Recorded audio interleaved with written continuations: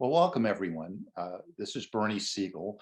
I'm the Executive Director of the nonprofit Regenerative Medicine Foundation and Chair of the World Stem Cell Summit. So we have an interesting presentation to provide. I'm doing a fireside chat, which is unusual, actually, with an esteemed colleague, Alan Jakimo, who will introduce himself in a minute. And we are going to be talking about some topics, I would call it rarefied air for the World Stem Cell Summit, because Alan and I had co-authored a book chapter for a few years ago, and it was on patient advocacy and the impact of advocacy on the field of regenerative medicine and regulation. I'm a patient advocate. I'm a cancer survivor many years ago. And I chose to leave my successful law practice and become engaged at full-time to promote the field of stem cells and regenerative medicine. It's been a journey and a half. And Alan has monitored that over the years, is a dear friend, legal expert himself. And we have noted and dissected patient advocacy in a way that perhaps hasn't been done before. And there are applications to this for many other areas of what I would call future technologies. So that's the broad sweep of subject matter. And I want to turn this over to my friend, Alan Jakimo, and to perhaps embellish the tale. Sure. Thank you, Bernie. And thank you all for viewing our fireside chat today. We really appreciate your participation in the World Stem Cell Summit 2022, and as part of that participation, viewing this fireside chat. I spent decades as a lawyer practicing in the area of transactional law in essentially two industries, life science and information science. So I was in that position as a transactions lawyer. I was gaining a lot of information on stem cell biology. And I met Bernie in 2007. Together worked on a lot of interesting case studies. I'll refer to them in that fashion. And you can see them listed along the left-hand side there. And that dissection that Bernie was talking about with respect to advocacy is a toolbox. And depending upon the type of issues that are being presented, as an advocate, you want to use one tool or another. That chapter that Bernie referred to that we wrote a few years ago really focused on the first 5 of those historic case studies. The clonate case, Bernie can talk about that a little bit more.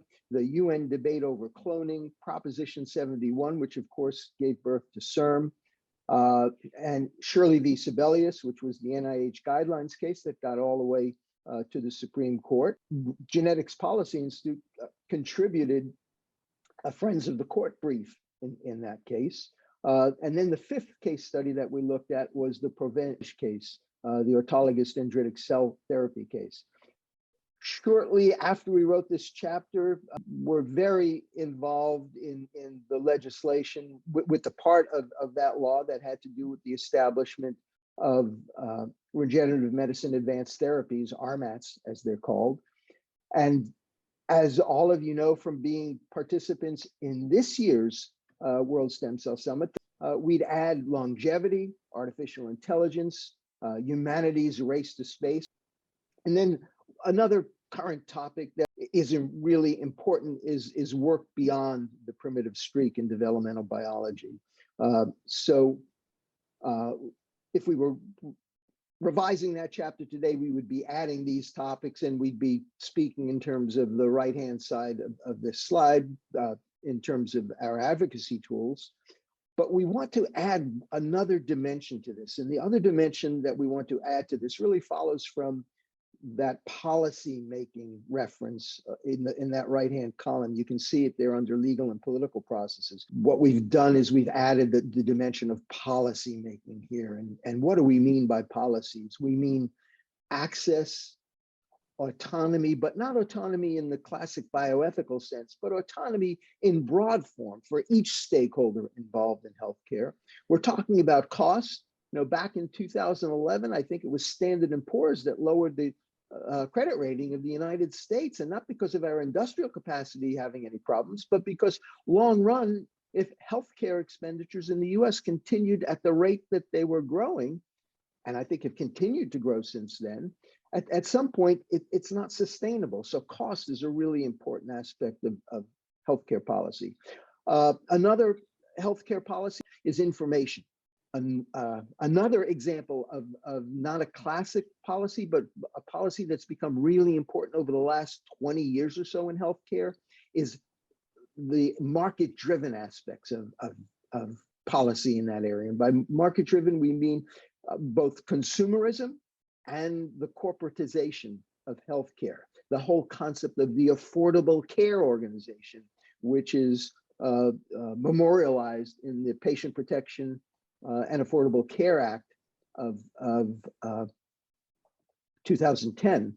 And then the last policy to area of policy that we want to focus on, again, a classic member of the 4 policies that have been classically written about access, autonomy, cost, and quality. And Bernie, let me turn it back over to you.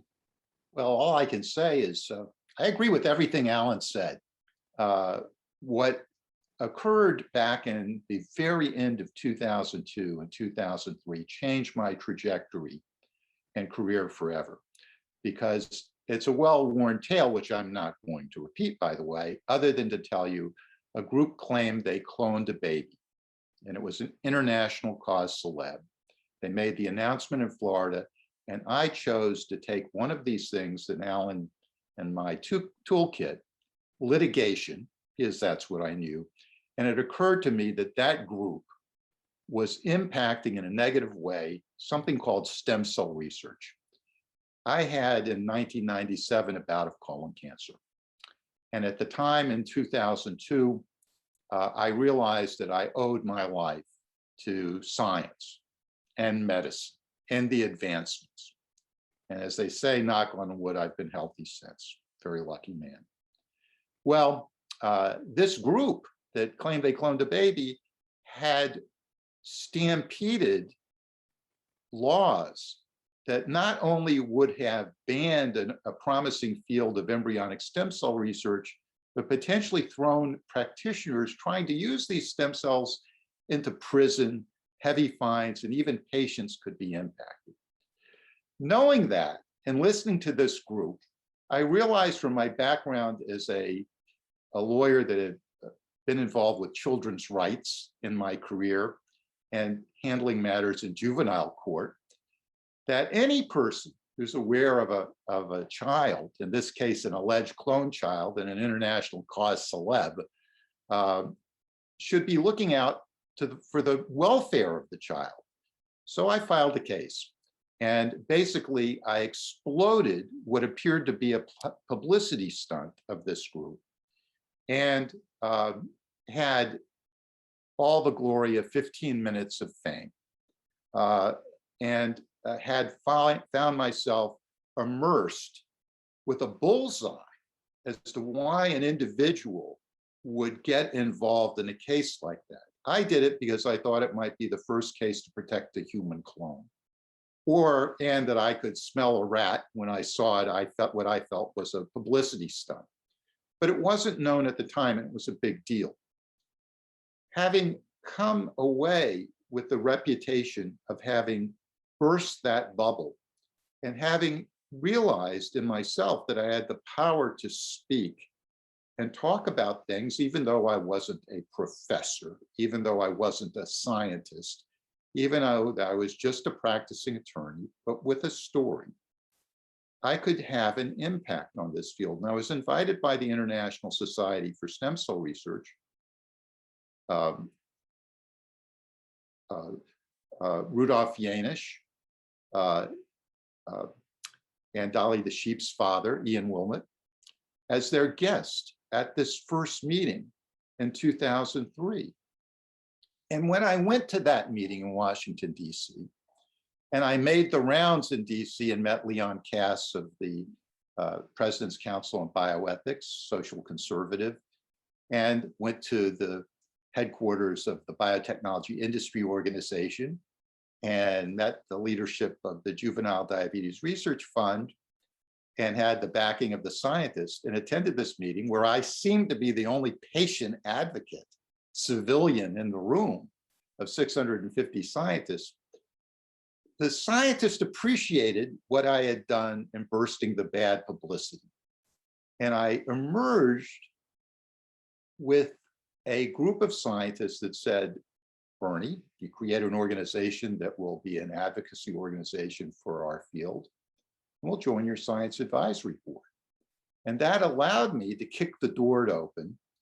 And I decided to give up my lucrative law practice, even though I still had a child in college, because I saw this as a path forward.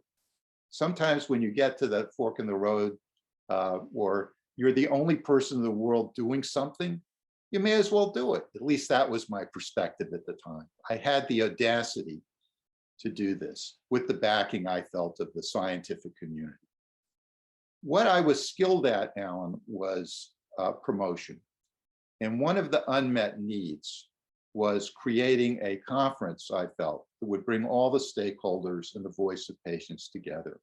And that led to the journey, which you pointed out, and the big policy battles that were engaged, where there were advocates on both sides fighting over embryonic stem cell research in many different venues, including the United Nations, in Congress, in states. And how was the field of embryonic stem cell research going to emerge?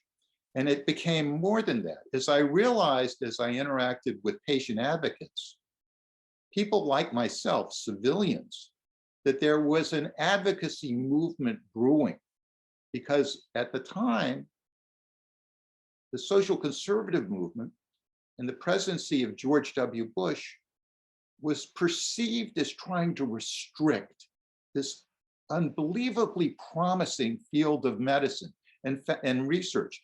And Alan, what was so interesting about it is that the President Bush's first speech to the American people after being elected president was on the issue of stem cells. And about a month and a week later was 9/11. But stem cells and the research into embryonic stem cells was restricted. Federal funding was not going full force in it. And as it's been said, that NIH, the National Institutes of Health, is perhaps the greatest engine of scientific advancement in the history of man. And if those resources couldn't be put into this, how could this field, this salvation field of medicine, biomedicine, ever come into being? Now, I didn't know much about cloning, and I didn't know much about stem cells. And my 10th grade biology teacher would be very surprised at what I decided to do with my life. But I found somehow the wherewithal and such skill sets as I had of a cause that became so fascinating and interesting with so many stakeholders and an ecosystem so broad. And my natural curiosity, it wasn't hard for me to immerse myself in this in a way. When I scope it out now, some 20 years later, I realized all those meetings that we created together, all those World Stem Cell Summits, where I would be inviting hundreds of speakers personally by email, year after year after year, what we built was a trusted network, a network that's matured, of leadership and up and down hierarchies, right? My educational process was not just dealing with the lofty deans of medical schools, although I had the privilege of doing it. And it wasn't only the lab scientists and the emerging entrepreneurs that were out there. It was also patients, and I, just like me, that were engaged and saw this and what became not just not just some sort of esoteric scientific issue, but saw it as a personal health issue. Now, think about that. They saw it as something for their friends, their families, and their loved ones. It represented salvation. And those that oppose something like this, it's akin to crushing hope. Well, that unleashes a counterforce that has led to where this field is today. In an accelerated ecosystem, right out of Future Shock and Alvin Toffler, the book that influenced me in college, with all of these converging technologies. So something that we couldn't imagine now is beyond almost human comprehension with all of these technologies converging. So that's where I sit today, honored to be able to create an event that has worldwide attention and an education event, totally as a nonprofit, and a small nonprofit, the Regenerative Medicine Foundation is, but it has allowed me to have some voice in the future of our species in the world. Hopefully a good force and a good voice that will get things done. So that is sort of the context of a conversation that I wanted to share with you and the wider audience. And imagine what we are going to be dealing with and what skill sets we have to bring to this field of advanced technologies, and be successful. So we'll have a soft landing, understanding. This is the thing, we have to understand who's in favor, who's against, whose ox is being gored, as Martin Luther famously said. Whose question, whose ox is being gored? Who has a stake in this? Only by understanding all of those points of views can we accelerate this field successfully, and all the other technologies that we need to get the job done. You added a word in what you were just saying, and the word that you added is salvation. And I think that connects to one of the major topics at this year's summit that you've become very involved in, and it's the field of longevity. So I'm wondering if you could comment for a few minutes on how longevity fits into this intersection of advocacy and healthcare policy. Well, when you look at the case study that you presented in the slide, first, we look at this field of stem cells and regenerative medicine as an ecosystem. And that's been my mindset on how to perform work that has been meritorious, that can help a cause. And when you look at our ecosystem, there's an application to the field of longevity and health span and an interconnection between them. But what are the big segments of each ecosystem, and what are the shared segments? So on one, if you were looking at this, science and medicine, all right, biomedical research, the application of this to patients, the medical specialties, the institutions of science and medicine, the societies, stakeholder one. Then we look at the societal aspects of this, the patients, the advocates, the medical philanthropies, the societal groups, the transhumanists, the religious groups, the environment, all societal points that we have to consider with many, many stakeholders all around. Then we think about government, not just the United States, but geopolitical issues, law, of course, law in all its aspects, human rights, ethics, moral philosophy. It's all part of the societal side of determining what's going to be next. Each has experts and voices and own groups. Then I think about publications, literature, media, and popular culture. All right, we have to look at that. And finally, the great industrial side of this, investors, industries, facilities, and workforce. Who's going to be performing the work, the technical workforce? All of these things together, Alan, are critical components. So we understand what has been accomplished with historically advancing our field of stem cells and regenerative medicine. For example, Prop 71, and I was on the governing board of the Prop 14 campaign, aggregating $12 billion for research and development of stem cells for regenerative medicine for the California Institute for Regenerative Medicine, an unheard of, unique state institution. Louis Brandeis said states are the laboratories of democracy, right? So we have we have that. So how does that apply to the field of longevity? And what does longevity have to do with this? Well, I had to give you that background because there is a tremendous amount of interest in extending the healthy human lifespan and the health span. But that has many obstacles and a lot of advantages. And if that indeed is a meritorious goal, how will we reach it? What are the headwinds that we're facing? And how is that same ecosystem applied? That is a matter of great fascination to me, because understanding with people like Jeff Bezos and others investing billions in supporting this research, and much of this research is related to regenerative medicine. How can that be utilized in a way? And how are we going to make sure that should we be able to extend the healthy human lifespan, will there be access? Will there be distributive justice?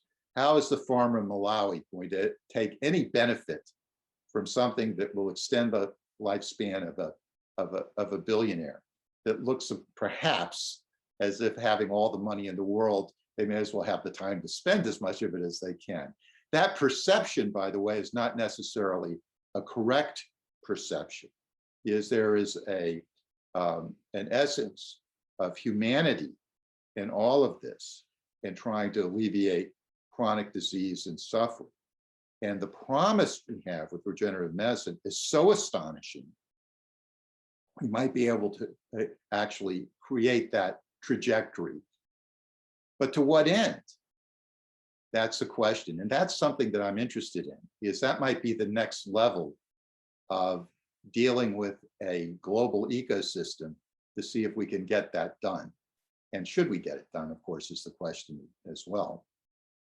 One of the things that I think I just heard you say in that context of longevity was, and maybe I'm reading into your words too much here, but longevity has two sides, just like healthcare has two sides to it, a public and a private side.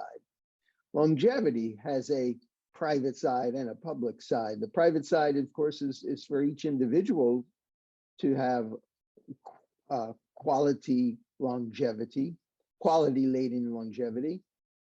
But then there's also the concept of not only longevity of an individual, but longevity of humanity. And that conjures for me all sorts of topics and issues relating to the race into space in order for humanity to maintain humanity over the eons of time when humanity may hopefully still be around, but Earth won't be, at least in the current habitable form in which we know it today. So we were supposed to talk about artificial intelligence next, but let's go to that race to space concept, because I think that was inherent in longevity, as you were saying, and then we'll come back to artificial intelligence. So being posed as to me, as a question in a race to space, One of the things that have also fascinated me, and I've developed a tremendous and worthwhile rapport with the US National Lab on the International Space Station, formerly known as the Center for Advancement of Science and Space. And I was so intrigued by the fact that stem cells are being sent into low Earth orbit and the promise of microgravity. Now, as a fan of popular culture, it excited me that this has so much promise. And when you think about the implications of it, are we really going to send colonies to the moon and the Mars, or as Peter Diamandis hopes to live to age 250, of course, we're talking about the founder of Singularity University in the X Prize, that's what his goal is. So he can be on a starship and go somewhere. Really? Okay. Taking that all at face value, we're going to really have to find ways to regenerate cells. To the harsh environment of space is something that is real. And can we use what we're learning in low Earth orbit and with these stem cells and apply them to understanding these cells and the magnificent promise and potential of this, as we said, it's a salvation type technology to find. It's a whole different new pillar of medicine, one could argue, cell therapies. All right, all things considered, I found it fascinating. And that's why we provide this platform at the World Stem Cell Summit for this. I think there's a societal side that I always keep in mind, and it's what we can call popular culture or science fiction and literature. And I think that's an important field, and I think it inspires humanity to go beyond the realm of the here and now and really think about the promise of our species and the totality and immensity of the universe, which we have this little sliver of time to observe and interact with. Well, all those things are very they capture the imagination of many, many people and inspire many people. And harnessing that interest to lead where there are scientists that are enthused about sending their cells from a petri dish into low Earth orbit and developing the robotics necessary and the bioprinting and all these emerging technologies at the same time is a force to create goodwill and interest in science and the promise of science and capturing the imagination, just like John Kennedy, when he said, we're going to go to the moon because it's hard, all right? We're going to take this step. That's all part of the cultural milieu in which we all inhabit now. So for all of those reasons, this the toolkit that we're talking about needs to be applied to this, because there has to be resources to do this mighty endeavor.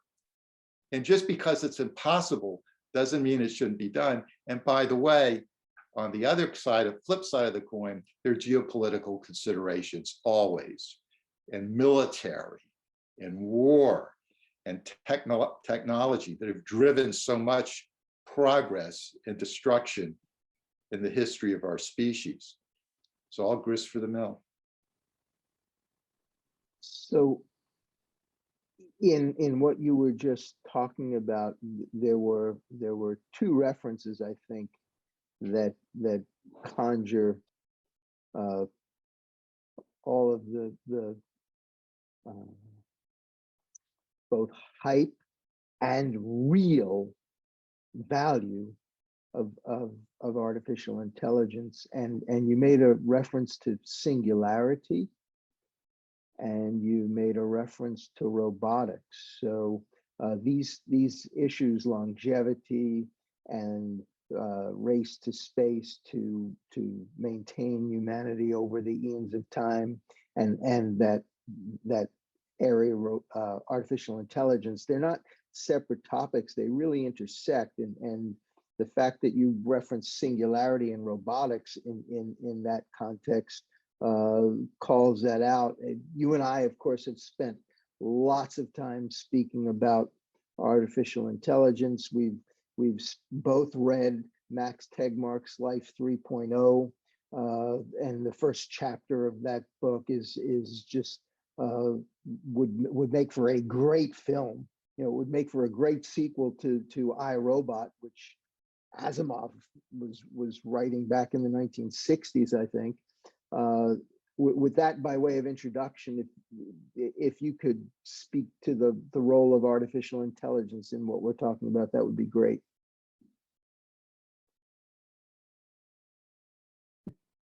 As an educated layperson,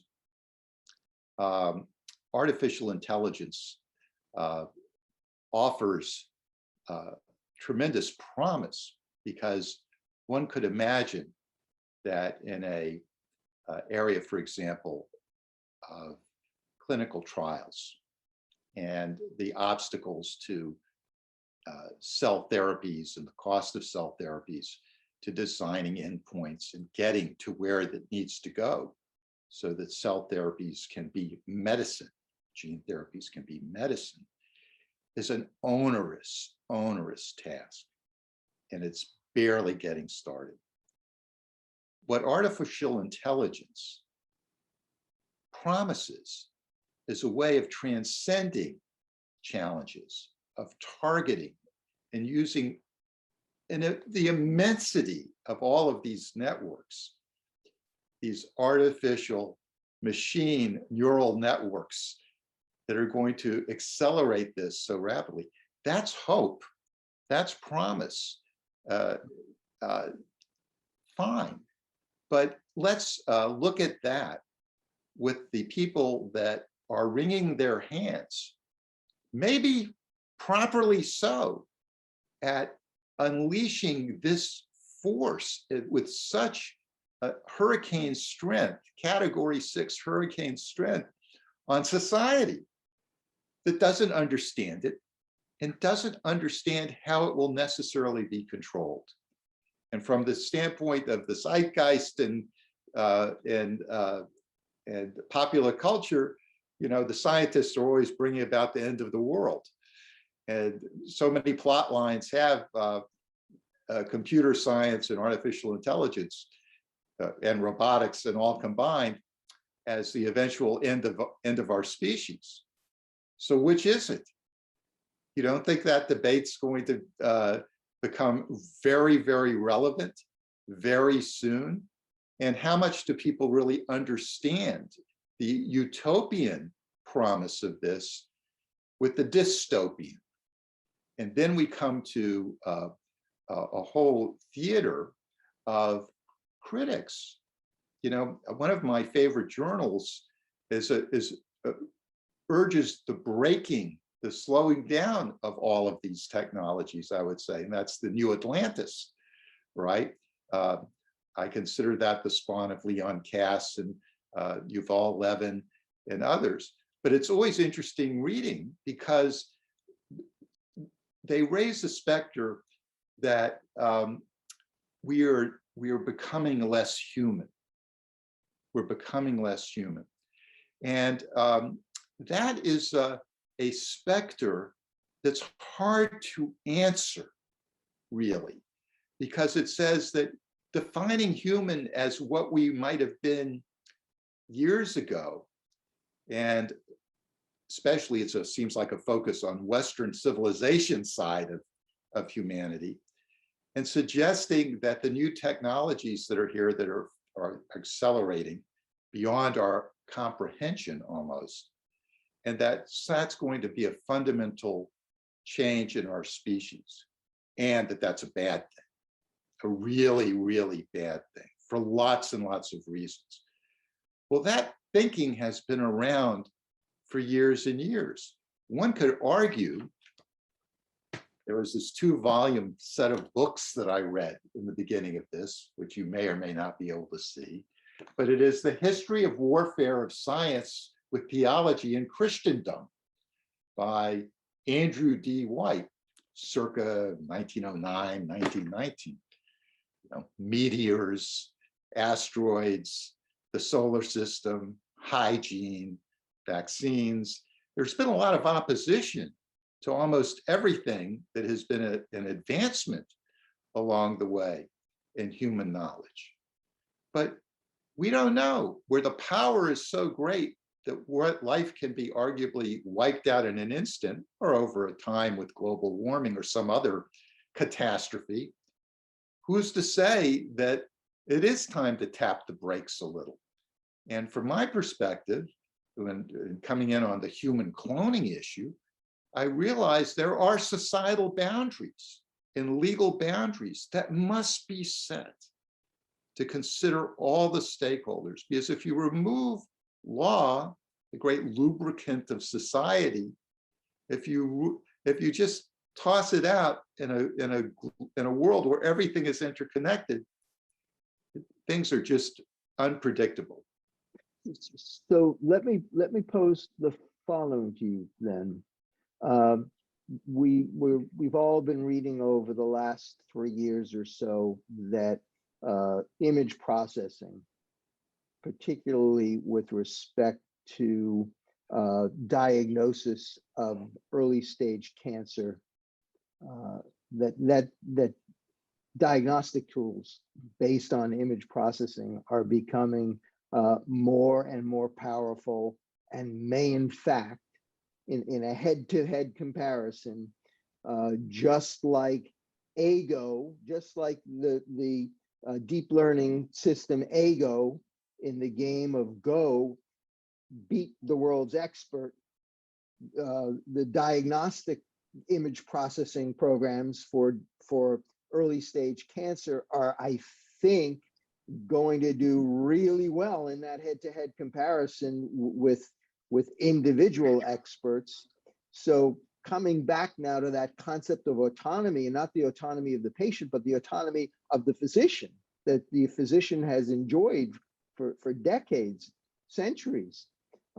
What happens in a world where deep learning says, hey, you have cancer, and the world's expert says, you don't have cancer? How do we, that's a specific example of, I think, the sort of issue you're talking about. Indeed. Whose ox is being gored again? What about the medical establishment as a new era of cell therapies is coming? How about the pharmaceutical industry? Are cells going to be the new pills, as Thomas O. Karma famously said, asked, or suggested? Or messenger RNA polymers, oligomers, messenger RNA strands of ribonucleic acid housed in a lipid, a nano-sized lipid particle that can be used as vaccine or therapy. Same question with respect to regenerative medicine. So here's the thing: if we put medicine in the hands of artificial intelligence, machine learning, if we put those diagnostics and they apply all over the world, and a pulse event happens, and suddenly the artificial intelligence massive brain is damaged or disappears, will we have the ability on our own to rebuild the knowledge that we have so painstakingly acquired over the millennia, right? And yeah, if I could just interrupt you for a second, listening to you say that reminds me of the destruction of the Great Library of Alexandria, which may have occurred over 2 or 3 centuries. And of course, I see as one of the starting points of the Dark Ages. Indeed. So there are probably, if we think about it, other eras of history in civilizations that have collapsed and been utterly forgotten that are not recognized. I mean, the human brain has evolved over millions and millions of years. It just didn't start with agriculture, right? Okay, that we had these great brains when we were acorn gatherers. To what purpose? One wonders. Who knows? It is what it is, Alan. But here we are today with the sweeping acceleration beyond all human comprehension of all these technologies. Future shock. What can we do?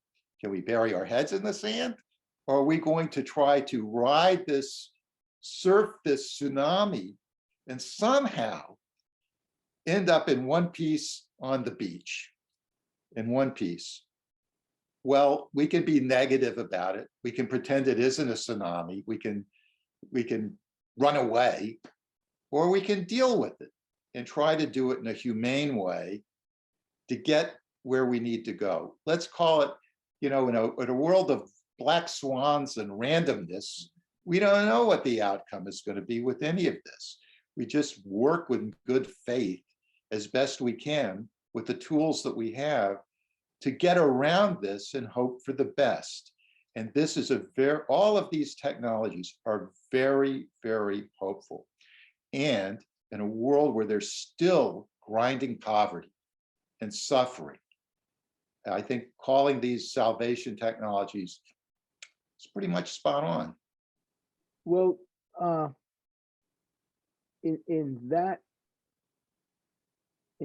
respect, one of the issues that arose in the a panel discussion that I had with Jean Loring and Graham Parker and Beth Roxland, one of the topics that came up in that conversation, which I think you've touched upon during our interview, our fireside chat this morning, is your reference to distributive justice highlights this, the whole question of diversity. Where does diversity fit in everything that we've been talking about in terms of that brave new world of singularities and beyond singularities to infinity and beyond that we're talking about? What does diversity really mean? I see people as people. Everyone has their own way of looking at the world and our species. I'm one speck amongst a huge number of billions of people on this planet, right? Everyone has a point of view. Everyone is dealing with the circumstances of life. What are the universal themes, or a universal theme that goes through all of humanity? And I would argue it's healing. Healing. Everyone wants their child to be well. Everyone wants themselves not to suffer in pain. If that is a common denominator, we should be able to use that common denominator to stitch together a better world, utilizing the tools and the technology that we have. Because if we don't play the cards right, we're not going to have healing. We could create suffering. We could do something inadvertent that would really be bad. So it's a project, and part of it is understanding everyone's point of view, all the diversity that enriches the human species, and trying to bring people together to share some sort of common goodwill as we move forward. So in order to achieve that, and thinking again back to that advocate's toolbox, how do we engineer, how do we design diversity into the systems we're talking about? Can we do that? Is there a way to include diversity at the beginning of the design of a system rather than at the end of the design of a system? Well, I would perhaps shift the question a little bit. How can we not include diversity? In diversity, there is strength. For example, is all of this research just going to be MDs, PhDs, academics? Who's doing the work? The work is done by a workforce. The workforce is a technical workforce that's going to be highly skilled and needs to be trained. In the United States, where are they going to be trained? In high school biotech, in community colleges, in undergraduate, as apprentices and apprenticeships in laboratories. That in itself is a diversity of skill sets that are going to, and training to cope with these new technologies, isn't it? At this World Stem Cell Summit, we have a showcase on India, which is investing heavily in regenerative medicine. Now, we've had a Japan showcase. We've focused on China in past years. This is India's turn to take the stage. And why? Because it represents collaborations. It represents a huge population. It has a great population in need, but a very educated population and great universities. Is that not diversity? I don't look at our field as just in the good old USA, but it's a global phenomenon. And how are we going to work together with that? You know, I think what you just underscored is that from the very beginning, back 17 years ago, it's the World Stem Cell Summit, not the Stem Cell Summit of any particular place on Earth. It's the World Stem Cell Summit. A little anecdote, of course, we go back more than 17 years because our original meeting was called the Stem Cell Policy and Advocacy Summit, which we did with Baylor College of Medicine. Actually, that's and before that, we had a UN conference at UN headquarters on human cloning and all its aspects, right?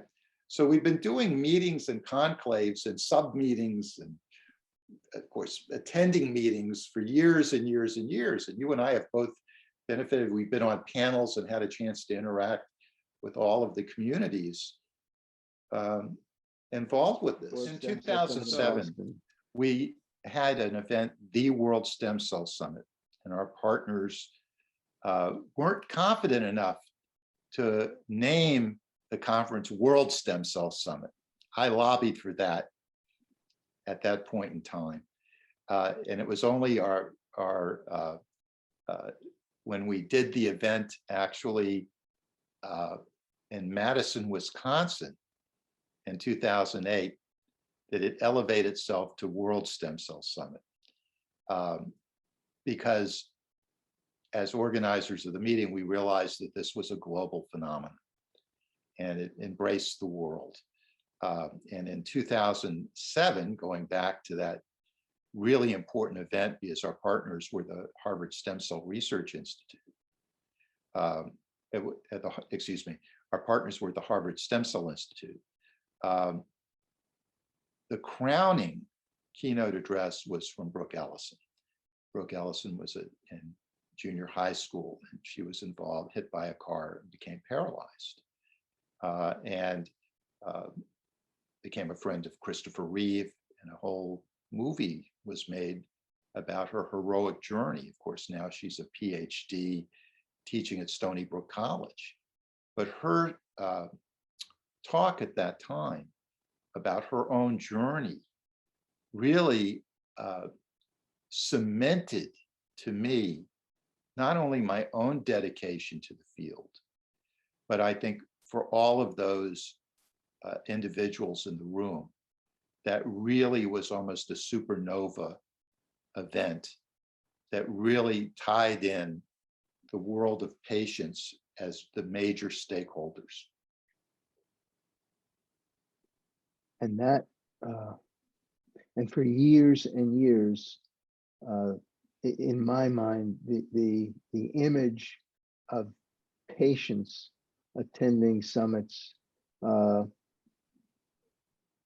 patients in wheelchairs because of that same kind of paralysis that Brooke suffers from, that always made an impact on me. Well, that was the unmet need as far as conferences went.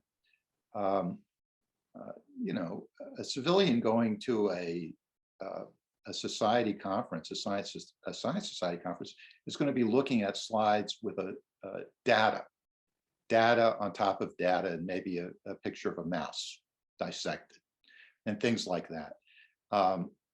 But at the World Stem Cell Summit, and the event that we've tried to create, not only are there going to be great scientific presentations, but moreover, it's to provide a context for the world, and also allowing patients that I consider myself as a patient advocate, even more so than a lawyer or an organizer of conferences or a head of a foundation, to bring the civilians and stakeholders into this. Because with public appreciation, you can do anything. Without it, nothing gets done. So said Abraham Lincoln, right? That's what it means to be an advocate. And understanding advocacy as the cornerstone upon which all of this is built is a really valuable observation.